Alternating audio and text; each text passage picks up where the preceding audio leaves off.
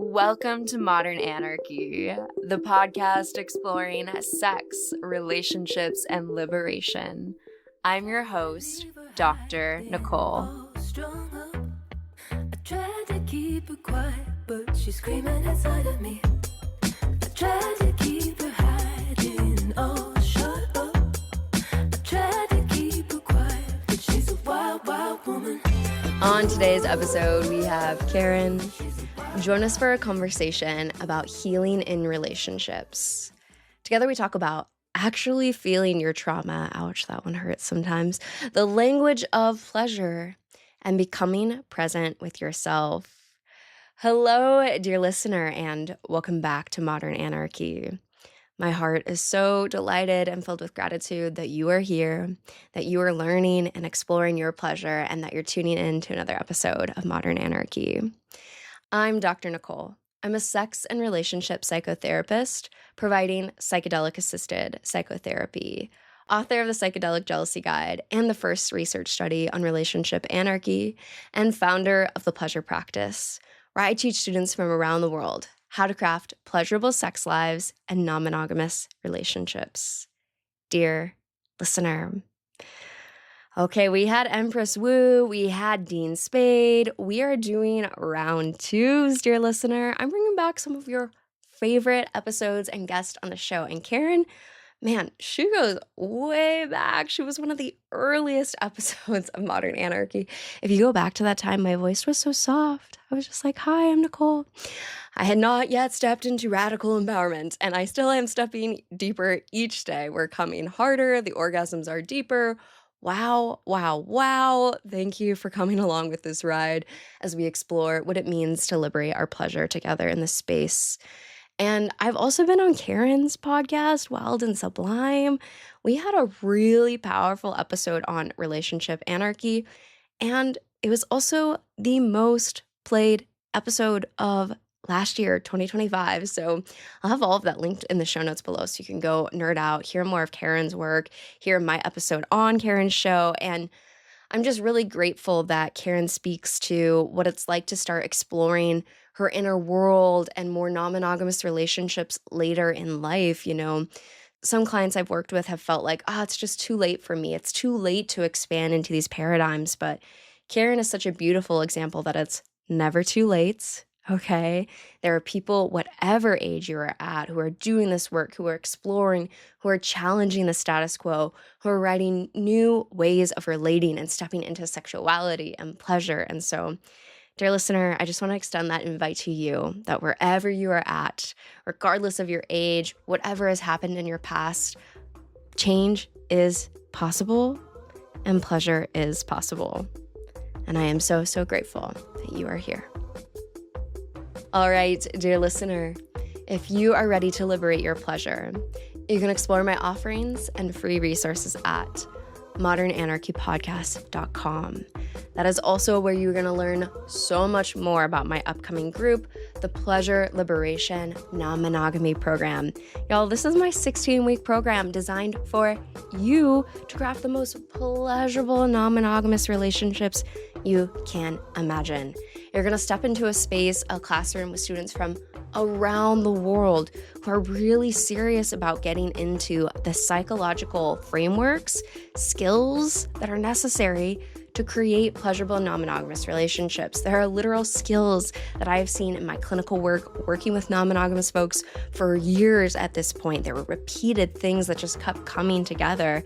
And so I put it all into this 16-week course, and I am so excited to see you there, dear listener. All of the information, how to join the program, join me and students from around the world, it's all linked in the show notes below. And I'm so excited to see you there at the end of August. And I also want to say the biggest thank you to all of my Patreon supporters. Thank you for making this show free and exactly what it's needed to be for the last 5 years. Thank you for supporting me and this movement and this educational work. I am so, so grateful for you. And with that, dear listener, please know that I'm sending you all my love. And let's tune in to today's episode. Dear listener, there's a space already waiting for you. where you are invited to let go of every old script about sex and relationships and begin living a life rooted in your pleasure, empowerment, and deep alignment. I'm Dr. Nicole, and this is your invitation to the Pleasure Liberation Groups, a transformative, educational, and deeply immersive experience designed for visionary individuals like you.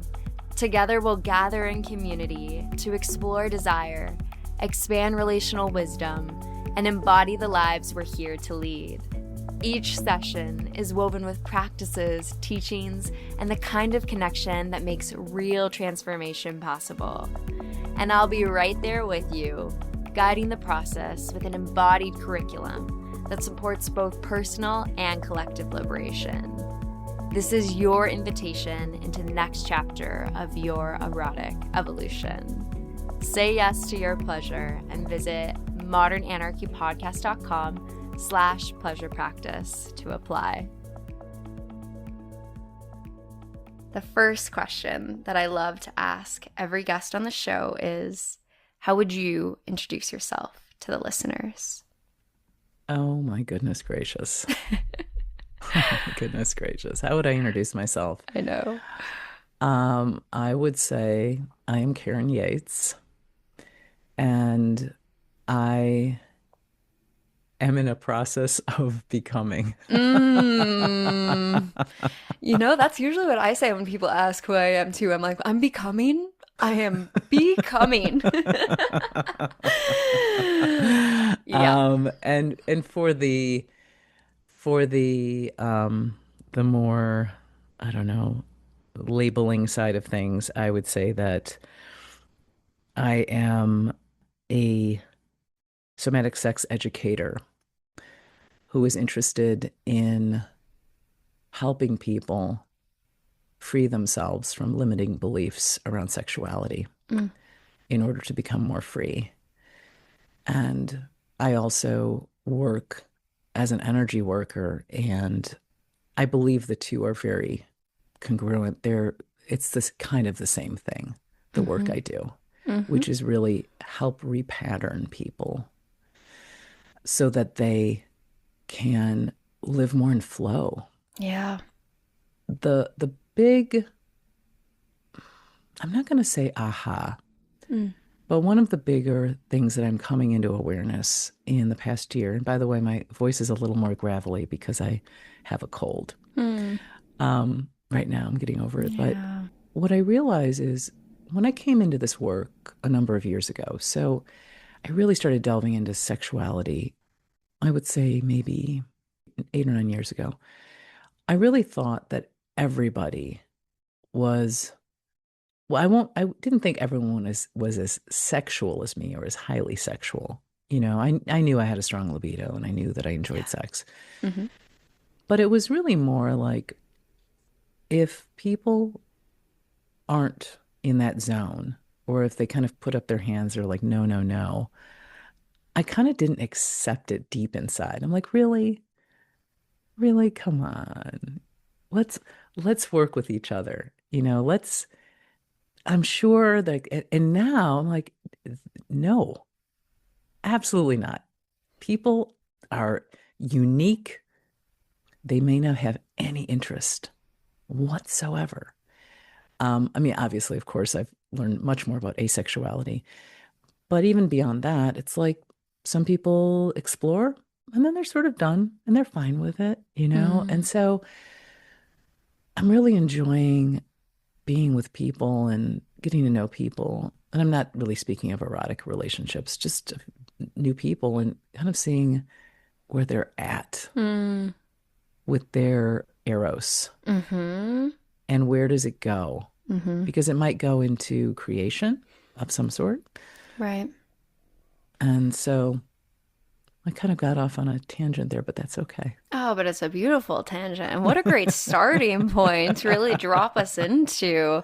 I'm so passionate about talking about eroticism because it's much bigger than sex, right? It's the ability to feel the, clothes on my skin, the wind when it caresses my skin, right? Those moments of really tapping into your sensual pleasure. And that is something that we can all tap into. And so I really like starting the conversation from there. And so I'm curious for you, holding space for your journey. What has your transformation looked like with eroticism? You started this work 8 years ago. What have you noticed in that time? Probably the biggest shift for me is noticing myself more, Mm. becoming aware of myself more.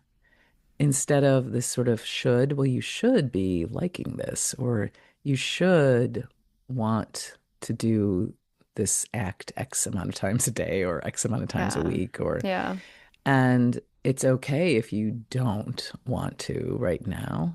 And so noticing and coming into acceptance of myself, that has been a very big shift. Mm. And also really allowing the eroticism of life to begin noticing it in everything. Mm.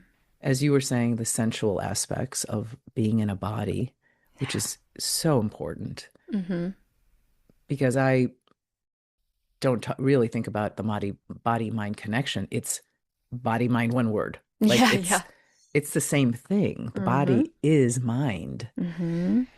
And so we were talking about the length of this conversation today, and I said I was meeting a friend afterwards. Well, we're going Mm-hmm. to make Christmas cookies. And Mm. I'm like, that is the idea is so pleasurable to me to be with someone I really love and in a kitchen making cookies. Yeah.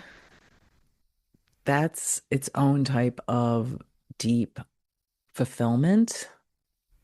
I think deep fulfillment, mm, whether it's more of a mundane thing of like sitting and having a cup of tea or, Mm.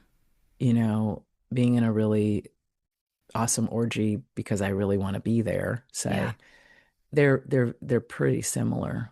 They're just Mm-hmm. kind of gradations, you know, Mm-hmm. of experience. So that's what's changed the most. And what's changed is me, right? I'm the change, which can lead us into a conversation about how have I changed, Mm-hmm. you Mm-hmm. know? Which Yeah, that's a juicy one. Mm-hmm. Share the secrets. How did you do it? Mm-hmm. well,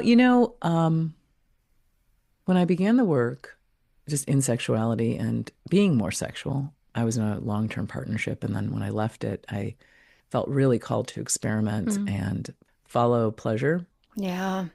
What a commitment. What a It is, wild ride. it is a wild ride. It is a Yeah. wild ride. And I remember one day, I'm gonna tell a story. I was en route to my first cuddle party. Now, Mm, by this cool. point, I had done a lot. I had a Yeah. lot of things, and I knew what cuddle parties were about. So I'm like, yeah, okay, I'm gonna go to a cuddle party today. And just outside the event, it was in someone's home. Mm-hmm. My key got, as I was locking my car up, I have an analog car. I don't have a Cool. electric lock. Yeah, yeah, yeah. My key got stuck in the lock. No. And I had to call a locksmith to take the key out to redo the whole thing. He gave me a whole new key. And I sat there, I'm like, what's going on here? I'm like, yeah, you're really forcing it. You're like, yes, Mm, I am going to a cuddle party now. I haven't experienced this yet. I am going to a cuddle party. yes. It's happening. Universe cannot stop me. And I've I'm been like, there. you kind of really weren't listening to yourself. Mm, You were doing this as an obligatory checkbox. Like I will then have achieved cuddle partiness by mm, going. check. Right? A And plus. exactly. And I was like, oh my God. And what's so funny is I haven't gone to one since. I never made it Dang. in. Dang. I left because like literally this whole thing took an hour, and I'm like, Mm, okay. So I I just I began not questioning, but I began kind of interrogating a little bit. the various things I was doing. Like, do you really want to be doing that? You've done it a Mm, number of times, that particular thing. mm-hmm. There's something in you that's feeling a little tired, or it's like, Mm, mm-hmm. and so that led to, first, I think, putting a little bit of space between myself, the noticing events or whatever were happening, and that was pretty critical. And then as COVID began and into COVID, I started doing some trauma work. Mm, It was suggested to me by my spiritual mentor that I should do EMDR. mm-hmm. Mm-hmm. And I I was like, what? I I've worked on my trauma, and I listed off all of these like events in my life that were traumatic, like when Mm, my mother did this and when my dad, mm, and mm-hmm. he said the mere fact that you can just kind of list it out like a shopping list, like no big deal, proves to me that you are still traumatized. Mm. And I was like, what? Ugh. And it's Yeah. funny because now when I tell people some of the traumatic events in my life, I'm there with it. I've metabolized it. Mm, I've metabolized them, yeah. but I'm like, yeah, this happened to me. And it's not some shopping list. It's like, yeah, this happened to me, and then that. And so, Mm, I'm like with it. I'm kind of feeling the resonances. right. So in doing that work, because I did several rounds of it over a year, some of it I had some instantaneous relief. First around my workaholism, Mm, around my working, like to prove self, to prove I yeah. could exist in the world. Yep. And then the work just kept getting deeper as I realized, oh, there's more here. There's like a lot more here. Mm, And this type of work, and for folks who don't know, or maybe are just kind of grabbing episodes here and there, I'm sure you've gone over EMDR before, but it's basically eye movement desensitization, reprogramming, mm-hmm. reprocessing. Mm-hmm. And Mm-hmm. by moving your eyes or tapping on the body bilaterally, you are causing the brain to move from one lobe to the other lobe, because trauma tends to loop and stick in the right side of the brain, and it needs to get processed in the left side of the brain, like a file. A file, it gets filed correctly instead of just hanging like a looping. And so that work was influential, but there was the next piece, which is not really talked about as much, Mm, which is you need to see how this has really fucked up your life. Like, you can process it, but you have behaviors in place that aren't just going to go poof, goodbye.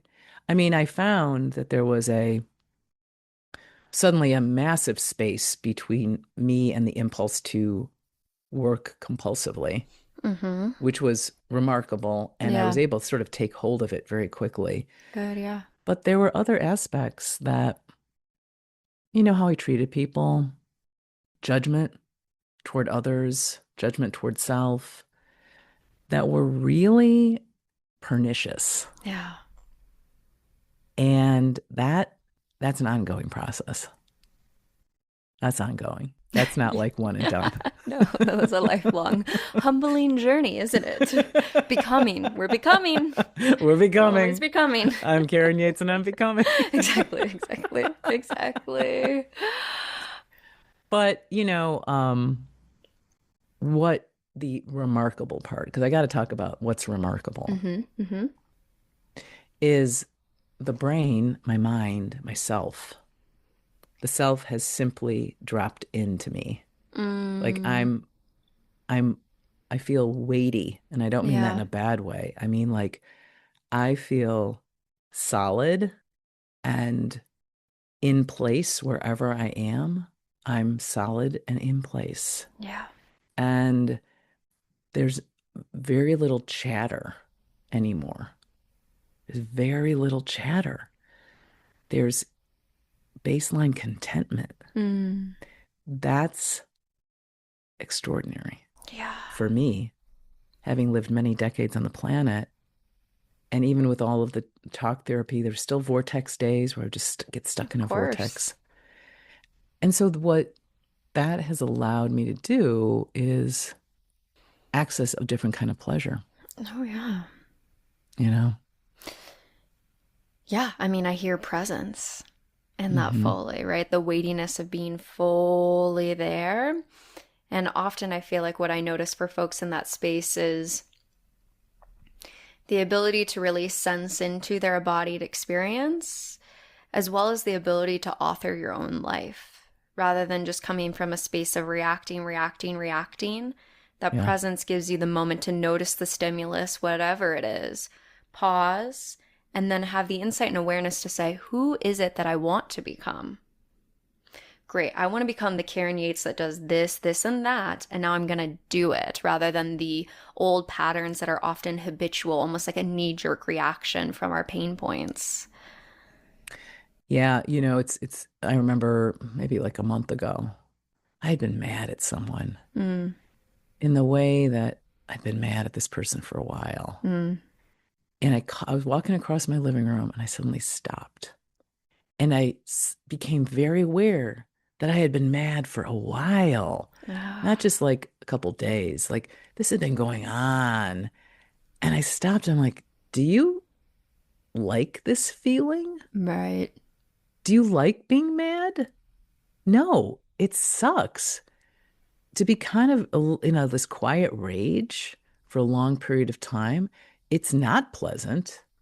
It's kind of grinding. It grinds at you. Hmm. Do I, what do you, and I was like, okay. And like, I would say maybe a week or two later, I had a conversation with this person. And I started again going into this place of personalizing. Like they do what they do. They're doing it to me. Mm, mm, They're mm. doing it to me. And Hmm. then I stopped and I'm like, stop. This is bigger than you. This is their approach to living. Yeah. It has nothing to do with you. You got stuck in the crosshairs for a moment in this conversation, but it kind of has nothing to do with you. And that's when the freedom came. It was like, oh, Hmm. got it. And then I just felt everything kind of sluice off of me. Just Mm. just go. Hmm. That's pleasure. Mm. Yeah. Yeah. To not take it so personally in those Yeah, when you feel that moments. weighty emotional pattern in the body release. It's a brilliant moment, you know? Hmm. Hmm. Yeah. Because so often and especially people who have been socialized as women and femmes go into that narrative of something's wrong with me. How do I contort myself into a better shape so that I can show up with this person? Forgetting how, the existentialists always talk about how deeply isolated we are in our experience. The reality is that person's up in their own head and they're becoming in their own ways as much as we are, right? And so, how do we find that balance between, right, this is a co created dynamic, I'm bringing a part and they're bringing a part. And then also, some of what I'm feeling, experiencing might not be from me, it might be from them. And as a therapist, that's constantly what my job literally is, to sit down and be like, all right, this client is making me feel really small. They're making me feel like I have no knowledge to give them. How does that serve them, right? Because it's a protection mechanism if they're, like, why are you here if that's the case? You know what I mean? There's something going on there, or vice versa. And like truly what I was trained in is like, how do you examine that constantly of what part is mine, what part is theirs, and then separate it? And I'll tell you, in my personal life, though, it's a nightmare. That's so hard to do. Like you're sitting there in the work going like, and then in my own personal relationships, which are way more dynamic, I'm like, oh shit, is that me? Damn, I don't know. I don't know. But for so many of us, the narrative, it's like it's easier to control if it's something that I'm doing wrong, right? then I can just hyperanalyze myself. Here's how I'm broken. Here's how this. Here's how all of that, right? And often we need to step into a more balanced space of understanding that this person might just be bringing that, and that's their world, and that's what it is, and that's what it brings out in you, and it's not necessarily a reflection of yourself. Yeah, yeah, yeah. I do see everything as my perception, and even Right. if I'm Can't, yeah. doing some fandango with someone, Yeah. it's like sometimes I think, well, someone else in this situation, it'd be cool breeze. It would be like whatever. They wouldn't be triggered because it's just my particular, you know, the crenulations in myself get, Mm-hmm. something gets Mm-hmm. stuck in there and Yeah. activates me. Yeah. Yeah. And but even that, to your point, part of the work for me is always staying in my choice point. You have choices. Whatever's happening, you have choices. You don't have to endure. There's a lot of talk in pleasure circles about the act Mm-mm. of enduring. We put ourselves in and we endure sitting in a chair that's not comfortable. I mean, chairs are kind of bullshit anyway to begin with, as functional objects, not really good for the body. Mm.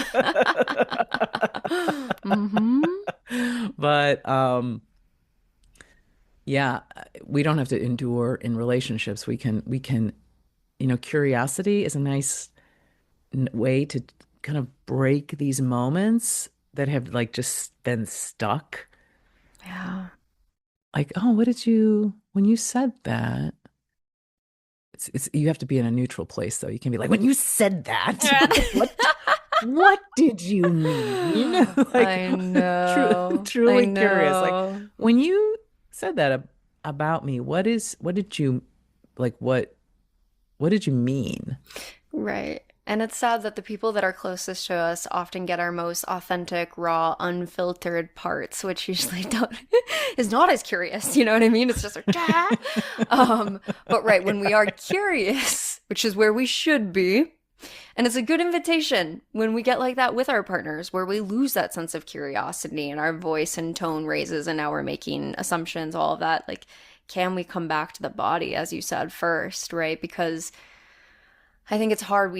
Especially the field of psychology is so in the cognitive, cognitive, cognitive. In those Mm. moments, it's way better to come back to the body because when we're activated, we're in a different part of the brain, quite literally. We're in that amygdala, that fight, response, freeze, fawn, flight, any of that. We're overstimulated. And so now we're going to react from that space. Whereas if we can take a couple of deep breaths, we come back to our prefrontal cortex. And in our prefrontal cortex, that's where we make our executive decisions. That's where we Mm. make wise, smart decisions, right? And so you alluded to trauma, right? When we have these experiences that we have not processed or fully felt, you alluded to maybe feeling numb and being able to give, here's the shopping list, I'm fine, right? But had you felt all of those things, right? And truly integrated that.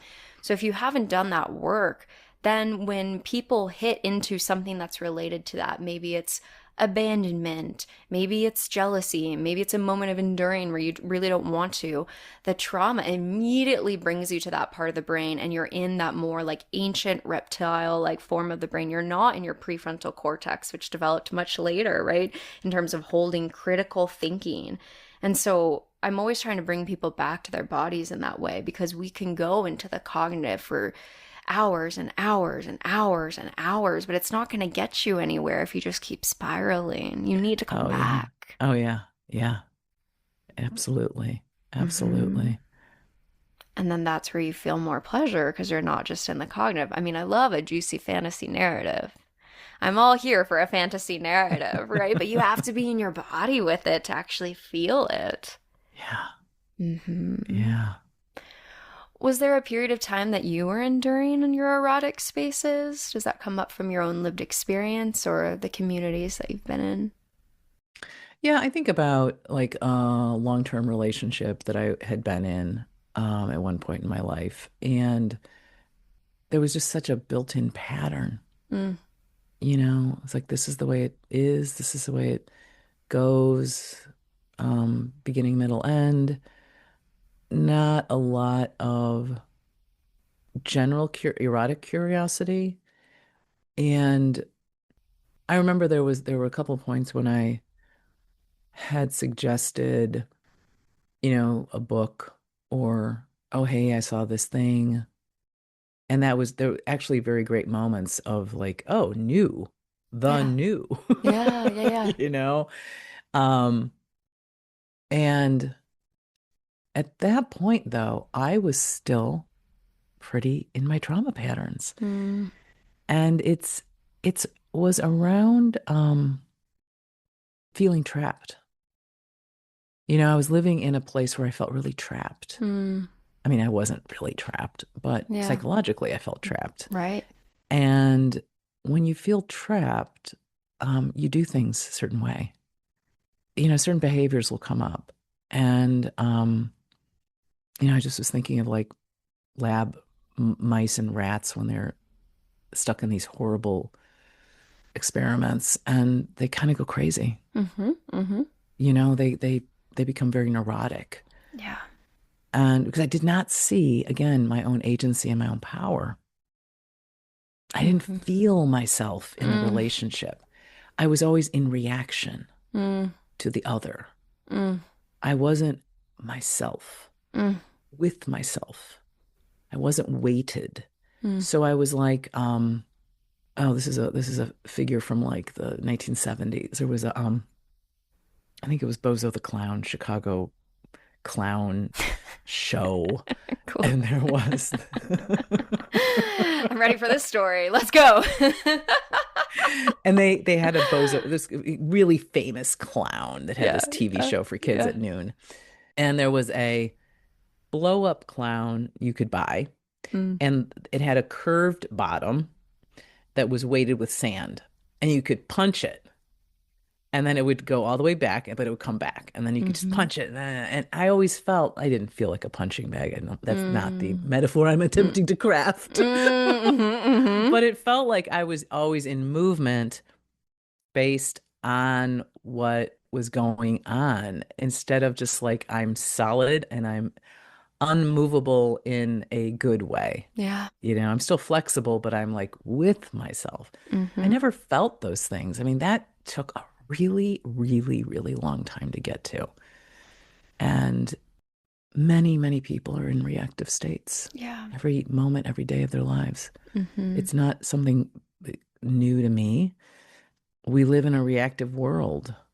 It's like, wow, we're in such a reactive place. Yeah. Mm-hmm. And we're always attempting to find ways to not be with ourselves. And it's worse than ever. I don't want to go to a hell in the handbasket place, but Yeah. the phones and the blah blah and the blah blah and the blah blah. Right. And it makes sense. I mean, my mantra is cry hard, come hard. And in a world where we see so many atrocities daily on our devices, our phones, our screens, all of that, and the majority of us see that and then are expected to show up for work at, hours later and just keep going as if that's normal, as if that's okay to see these sorts of things. There's a level of numbing that we all have to our, humanness. Talk about traumas, right? Integrating traumas. When you see the global trauma, and you're like, right, gotta go back to work and sell this product so that the big folks can oh, God. All right, well, let's take a deep breath. Let's just keep going. Like that is not natural. That is not natural for us to be so disconnected when we see human suffering, animal suffering, climate suffering, the earth, right? So there's a certain level of numbing that we're all having to go through right now to be able to survive that, right? And so it's deeply going to impact our ability to cry and come because we're having to really disconnect from authentic responses to things. Yeah, absolutely. Absolutely. And I mean, yeah, go ahead. well, I was just thinking about Facebook, Mm, and I my thing about Facebook is like, oh, I couldn't possibly go off of Facebook because a lot of times I'll advertise my shows on Facebook, or there's a very real business reason why yeah. I'm on Facebook. Yeah. And I use this as just like this kind of de facto excuse. And the other day, yesterday, as a matter of fact, a good friend of mine said, "Yeah, I disconnected from Facebook. Mm, So if you try to tag me or something, I'm not going to be there." yeah. And I was like, and it totally made sense why she did it and Yeah, completely yeah, yeah. what's going on in her life. That makes sense. And I'm like, huh. And I was just thinking, I'm like, well, you don't have to go on Facebook. I mean, you don't have to disconnect. You don't go on. Like, Mm, do what you want to do in terms of business stuff, but then that's all you get have to off. do. Yeah. And I'm like less and less. It ensorcels me less and less. What I'm tending to get more obsessive about is the news stories of the world on Mm, the media platforms. That's where I go. mm, I go less to social media except to look at husky reels. yeah. Funny husky reels. Yeah. 'Cause I'm I deep in have the a cats husky. and raccoons. Yeah, specifically. Raccoon. They're so fluffy. They got like a So lot of chunky fluff. It's my dopamine source, folks. yeah, yeah. Yeah. And speaking of your show, which you haven't mentioned yet, amazing show, by the way. Yeah. Thank you. Amazing show.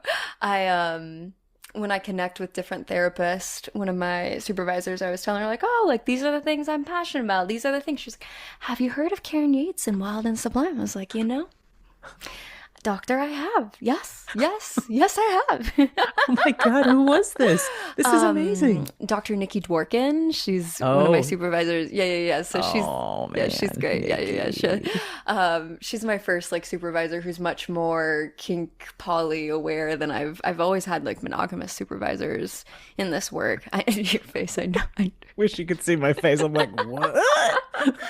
Well, I'm in the academy, you know what I You're in mean? the Like, academy, you know what I mean? yeah. You only have limited options when you're a student. It's And now that I'm not a really student, straight. It's a really straight but place. straight up.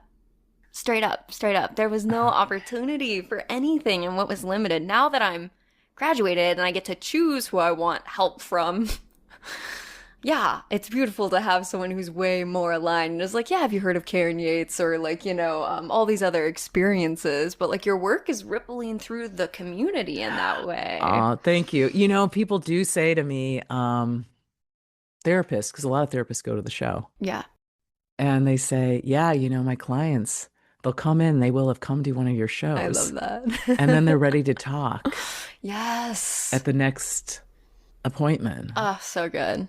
And I'm like, that's awesome. Mm-hmm. Like, Mm-hmm. that's why I'm doing this. Yeah, it's I mean, this is happening. why I'm doing this. Yes. Ah, Yes. It's such transformative conversation work. between partners, friends, professionals. Mm-hmm. Mm-hmm. Mm-hmm. Mm-hmm. So, I mean, I'll explain to folks if you don't know about the show. It had just been, I was getting certified as a somatic sex educator, which is kind of hands-on. It's working hands-on with the body to Mm-hmm. release trauma. And so there's sort of a gray zone legally, right? And I was like, man, people, and everything that I was learning at that particular school was just expanding me so much. Mm. Like around this idea of endurance and like because they were very, kind of Cool. anti-capitalism, right? Love These that. ideas of like, how do we exist Yeah. as bodies in space in a free Mm-hmm. way? Yeah. But I was like, I was learning about a lot about trans health too. I'm like, people just don't know a lot of stuff.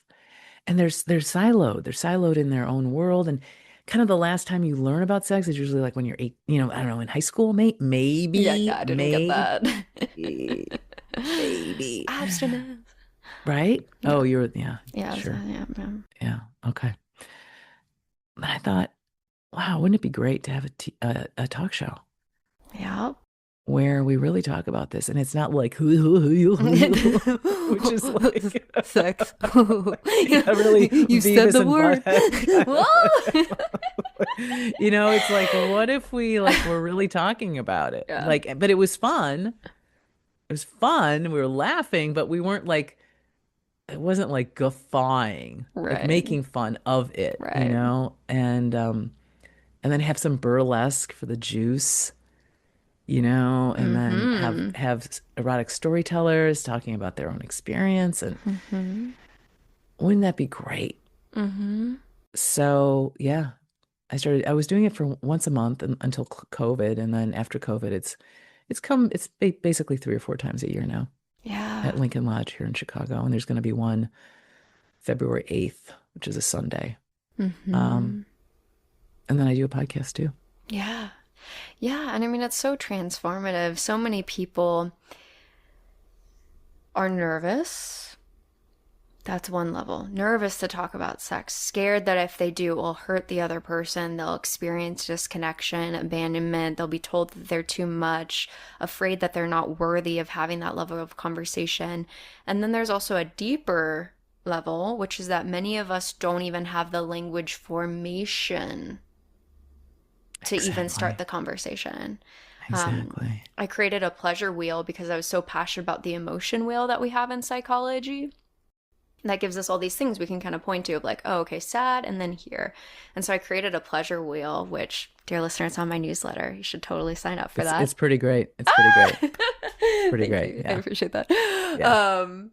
On the website. And yeah, it got more specific of here are words that we can use because I think it's like another language. If you asked me to speak another language right now, I wouldn't even know how to begin, right?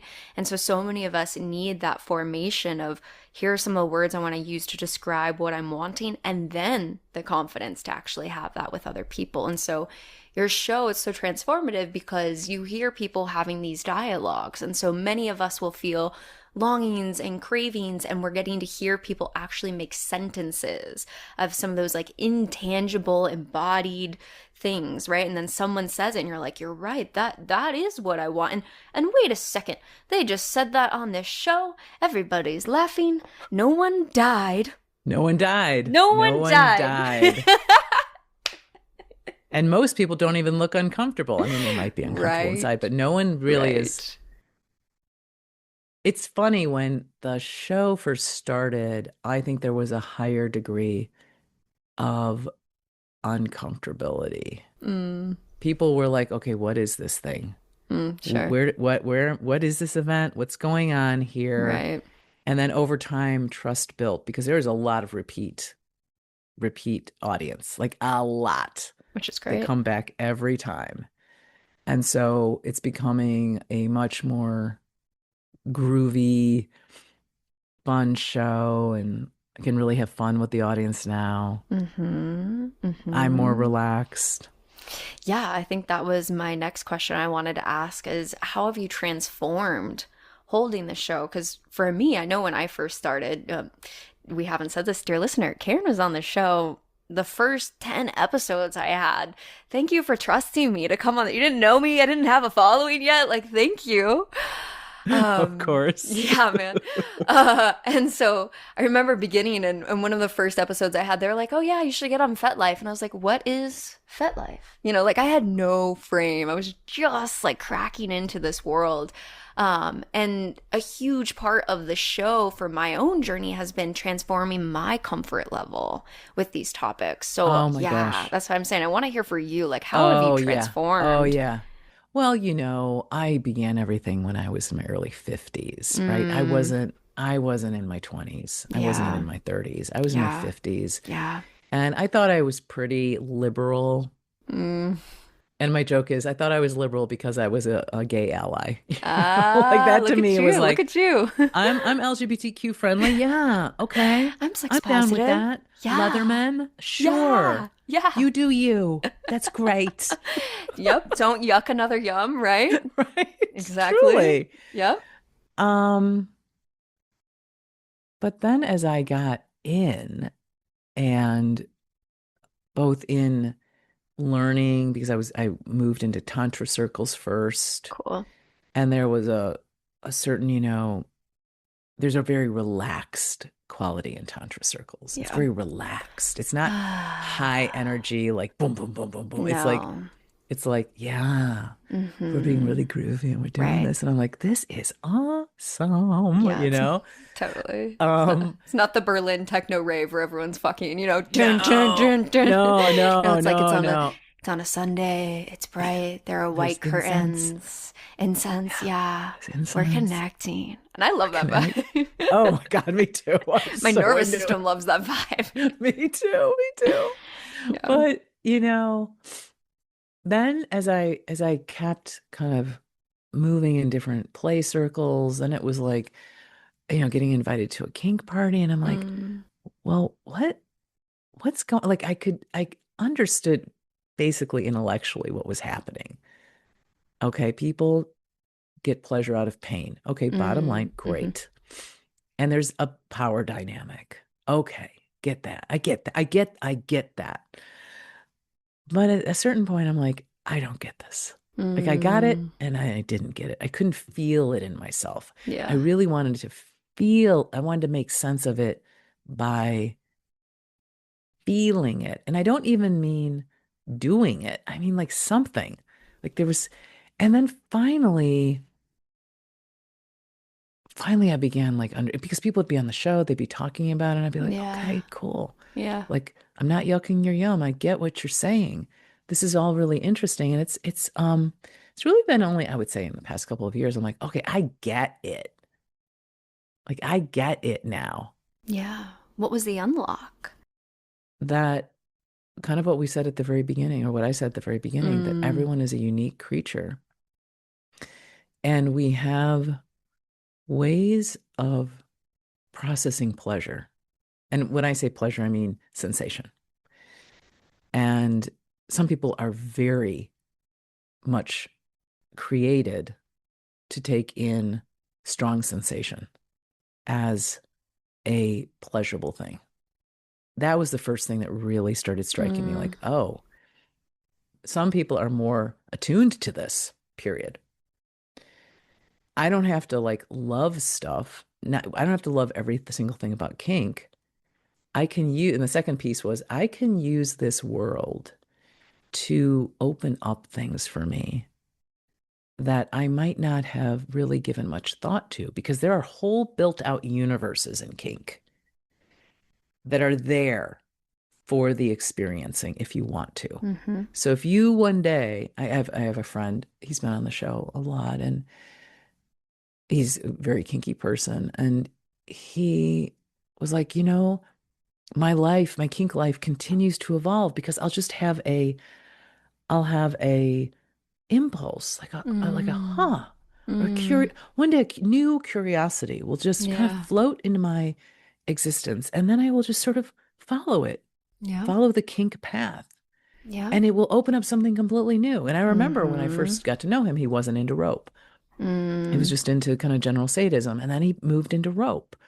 And it was like, and then it became like became obsessed. yeah. The way some people can become very obsessed by rope because it's a Mm-hmm. very intriguing thing. So technical, the It's so art, technical, right? yeah, It's the like danger, yeah. it's the Boy Scouts on crack. Yeah. Yes. Mm-hmm. But Mm-hmm.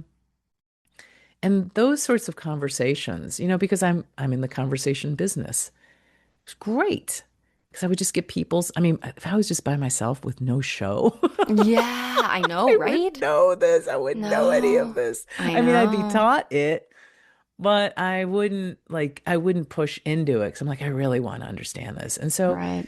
I can see things shifting for me around kink. I mean, personally, like I can see like becoming more, way more interested in Yeah. exploring certain things in this world. Mm, It feels good. It's like, oh God, yeah.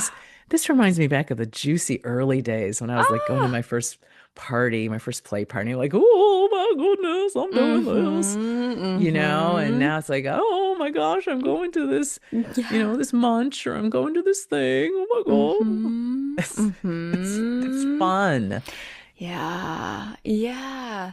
And so a big part of what I'm hearing there for you is the ability to play. And so when we're really, we've stepped away from those trauma narratives and we're really embodied and present, that's where we can play. We can't play when we're in fear and trauma and those sorts of experiences. And so play is a completely different part of the brain, right? The curiosity that we spoke to. And so when you're in that space, there is endless capacity to follow your pleasure and to explore where it leads you in all of those pieces. And also, I'm hearing you alluded to the each person is their own universe. And so when you really come to that level of sacredness for each person, of whether it's the quote unquote same act, same type of scene or narrative, and I'm putting that in air quotes because it's never the same, even if you've done that scene, now you're a person who's done that scene once and this is your second time. Each time is going to be different. But when you really sit with the sacredness of this person who's before you, who has a world of thoughts, that even if you tried every day to say every single one of those thoughts, you would still never know how they actually experience them because that's their experience. And I can only hear that through my lived experience. And so when you really sit like, wow, I'm going to create some play with you, a whole separate being, all of that, like it brings that spark back that I think a lot of us have when we first go into like, oh, the play party, oh, the dungeon, oh, this, like it's that novelty. But when we can transform that into novelty with the self of exploration and the novelty of the other, oh, Yes, oh, you're hot. actually bringing up two thoughts, and I need to keep track of both of them. The Yes. first one is the one that just sparked for me was Mm-hmm. this is how to stay in monogamous relationships. Yeah. Mm-hmm. It's being insanely present and curious and knowing that this other person is what's his name? What's his name? That guy. Ah, Rilke, the okay. unknown country. Everyone else is, Mm, everybody else is an unknown beautiful. country, and so or the beloved is an unknown country. And Mm, so you're never going to get to the bottom of the unknown country, right? So that's the first thought I had. The second thought, oh, what was my second thought? I do want to be clear because people are like, well, if you were traumatized, were you having good sex in those early years of mm, exploration before you started doing trauma work? And I was. It was the fact that I was relatively confident sexually. mm-hmm. And that was due to many things. It came out of the performance world. So there was an aspect of me being in my body, very much so, and being aware of my body. But, when I talk about trauma work, is like that's a more complete sense of being in the body. It's almost a spirit. The spirit lives in the Yeah. body. Mm-hmm. And so I think the trauma in those early years of sexual exploration came up more around emotional partnerships I had with people Mm, rather yeah. than situations in situ, Mm, mm-hmm. of Mm-hmm. yeah, things like that. It was more of like, how can I be more present with a partner instead of hiding or avoiding or overly attaching, you know? Mm-hmm. Mm-hmm.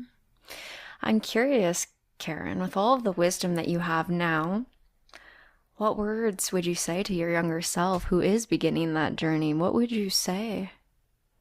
Yeah, I know. And then the question is always like, would we have listened? Probably not, but let's say we were receptive to it. What would you I have I said? I think I would have said, "This is awesome. You're doing a great job. Keep going."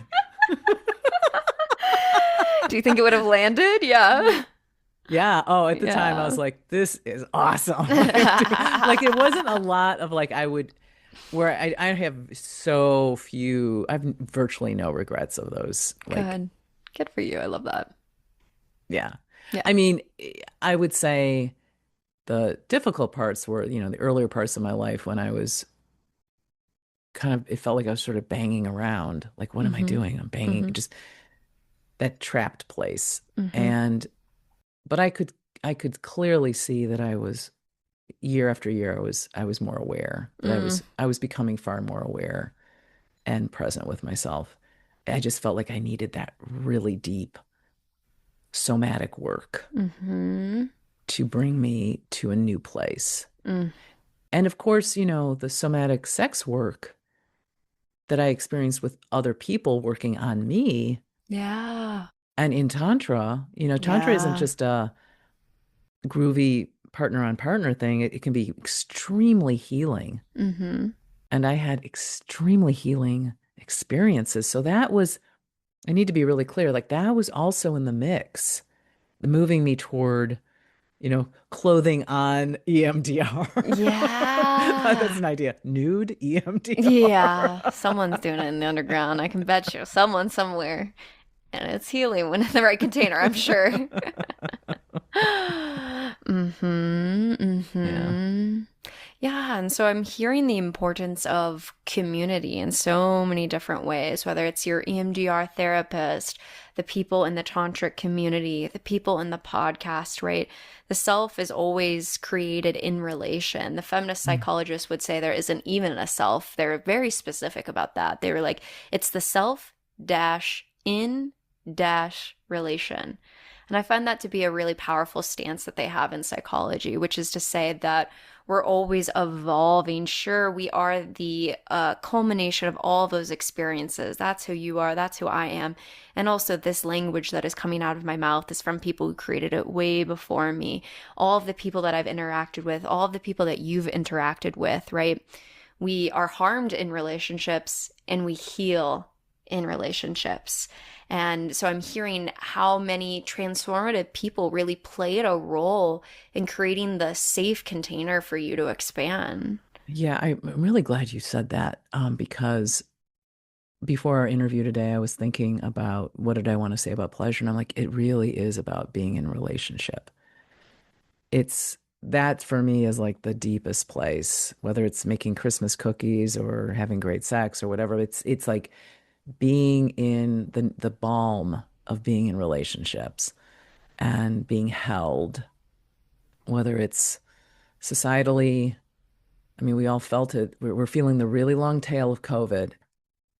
The ripples are still happening and we're crawling back. And if I can say there may be the silver lining could be that some people have woken up to the importance of community. It feels to me like the kids.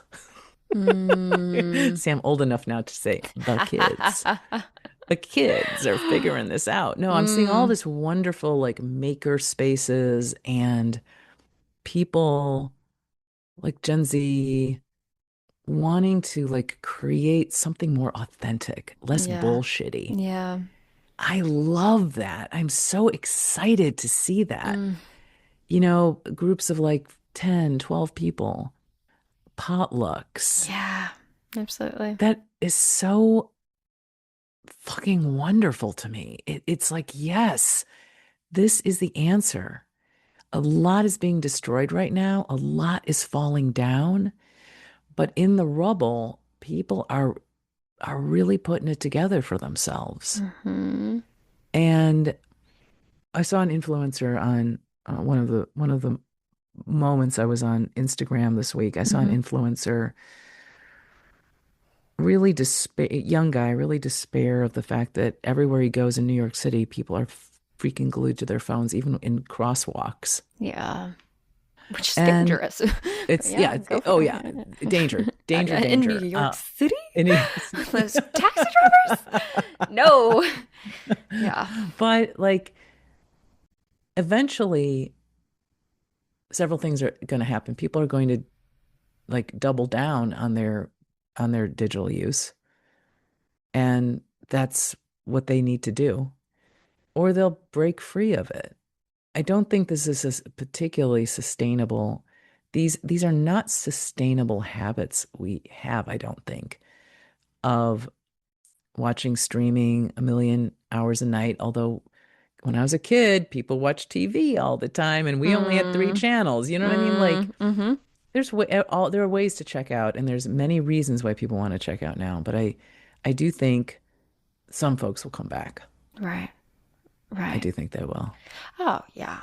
Yeah. I mean, I feel like I should not go down the rabbit hole with you of AI partners and the whole thing that has happened. No, no, no. I'm actually, I think, it's, It's oh, yeah, we interesting. could talk at length. I don't want to go there. No, I know. Yeah, and that's fair. That's an appropriate. I love that. No, you Yeah. know, it's a dark space. It's a dark space. We don't need to go to that trauma. Yes, I like the vision of coming back to the humanness because I think my fear with the electronic is you don't. the essential skills of community, like rupture and repair, are not, when you can just log off of a chat and it's whatever, I'm upset with this person, whatever, like in human relationships in real life, when you don't just toss people aside, you actually have to go through rupture and repair, moments where you have frustration, you're angry, and what does it mean to forgive people, to work through that, to know how to have boundaries in that. I mean, those are significant skills that in all these virtual, AI spaces, you're not developing that. And so I think we will feel the ripples of that. And yes, like you, I like to be optimistic that we will continue to come back to the in-person life because it is so much richer in that sense and more real. Yeah. Yeah. Well, Karen, as we come towards the end of our time, I know we could just talk for hours and hours, which is And for great. folks, just to let you all know, like Nicole fully thought we were gonna have a much longer conversation, and we came on, and she's like, okay, 2 hours, like, oh, I gotta go make Christmas cookies. Gotta make cookies. I know. I'm like, I don't want to keep you from your pleasure and your cookies. This is essential. The holiday spirit. Go make cookies. Iced oatmeal and German chocolate cookies. Delicious. Delicious. Amazing. I'm so, so glad that you have that plan. It's so good. Well, as we come towards the end of our time then, Karen, I'm going to take a deep breath with you. And I'll check in and see if there's anything else you want to share with the listeners. Otherwise, I can guide us towards our closing question. Thank you for this moment. Yeah. You know what I think I'm going to say? Mm-hmm. And maybe it's because I'm older. And there's still so much ageism in society. I started this really kind of turbocharged journey in my early 50s. And I think it's really easy in the middle of the night when you're staring at the ceiling, being like, I fucking can't change this in my life. I can't turn this around. Whether you're 25, you're 32, 47. And it's really true. The journey, you can recraft your journey, renew it, go in a completely new direction at any point in your life. Yeah. You really can. You really, really can. So I want to just offer that to people. Yeah. And it kind of began for me. I decided to take a Tantra workshop. Yeah. Something so different. I'm like, I'm gonna try this. You might have an interest in, maybe you have an interest in kink. There's a lot of online stuff. Just try it. Try it. Yeah. Yeah. Mm-hmm. Yeah. I think my first was like boudoir photo shoot. I was like, oh God, me and my lingerie. Oh God. But I wanted it. Something was there speaking to me. And Karen, some of my clients, 50s, 60s, 70s, a lot of what I hear from them is this fear, like you said, right? It's too late. It's too late, too late. And also, which I love that you spoke to that so directly with confidence, the confidence in your voice. I think another fear that I hear from them again and again is that there are not enough people my age doing this. Well, the fascinating thing is, in the Tantra circles, the Tantra circles, the swing circles, there are older people. There's a lot of older people because they've done the things, they've done the kids. Yeah. Meaning having kids, not doing kids. Yeah, right. Clearly. They've had kids. The kids are on their way. They are done with their first career. Maybe they're over their career. And there's a lot of people out there exploring. There really are. Yes. Because the bonds of what ages are starting to loosen. And so people are like, wait, I'm 60. Hold on a second. I still feel great. What am I doing? There's like swinger vacations down in Mexico you can check out. I know. I record with someone who does cruises and literally does the education for swingers there on cruises. It's like Amber Mallory. It was like so cool. Like she's got a fascinating story. That's great. Yeah. Yeah. So, yeah. Yeah, I really love that you spoke to that and gave that confidence, because I know so many people are afraid of that. But isn't it that elderly homes are some of the most sexual spaces? Heard this? Yeah, Yeah. they have an issue with STI. STIs. Yeah, exactly. That's Mm-hmm. because people are fucking, right? So this Mm-hmm. is Mm-hmm. this is important to talk about, is that it doesn't end right in the 50s. It Mm-mm. continues long after. And you're right. People at that point are like, well, fuck the scripts. What else are we looking at here? Come on. Yeah. Yeah. Well, Karen, if it feels good to you, I'll guide us towards our closing question. All right. Okay, Karen. So the one question that I ask everyone on the show is, what is one thing that you wish other people knew was more normal? Was more normal.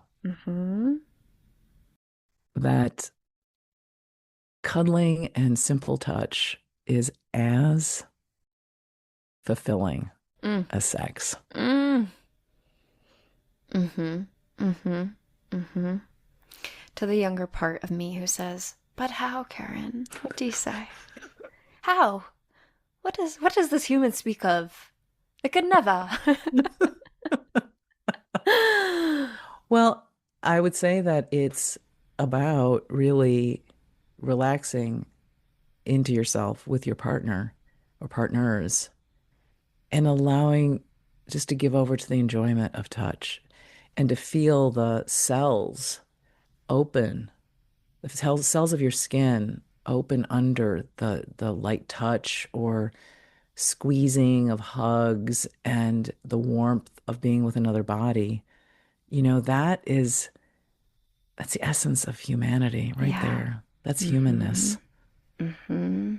You know, and we learn it when we're babies being held by our mothers Right. or our parents, you know, or whoever the caregiver is. Mm-hmm. And we're hardwired for touch. So you're gonna make your way to the cuddle party? Is it Actually, time?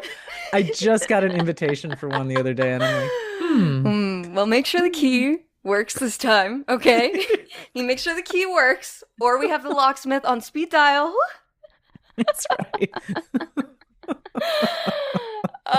Karen, well, it's such a joy to have you on the podcast today. Thank you for Oh, coming back. likewise. Thank you so much for having me. Thank you so much. And perhaps you will be on the show?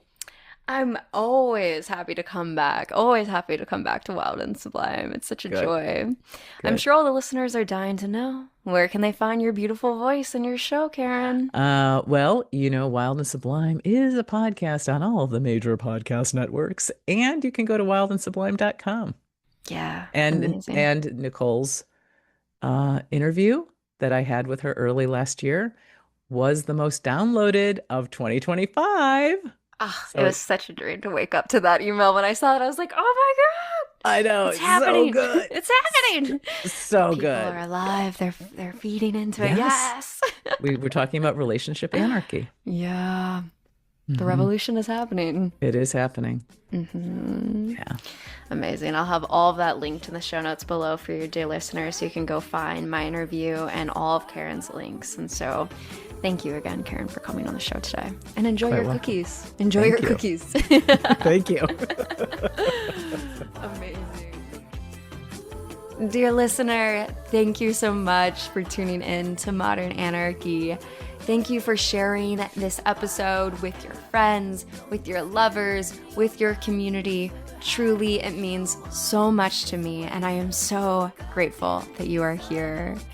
If you are wanting to release jealousy in your non-monogamous dynamics and step into compersion and pleasure-filled connection, you can read my book, The Psychedelic Jealousy Guide, for free on my website. There you will also find so many other free resources, including worksheets on how to clearly communicate and set commitments and boundaries within your non-monogamous dynamics, and other ways to practice clear communication about your sexual desires so that you can step into your most pleasure-filled sex and relationships. So head on over to modernanarchypodcast.com, to find all of those free resources. And I look forward to seeing you next week.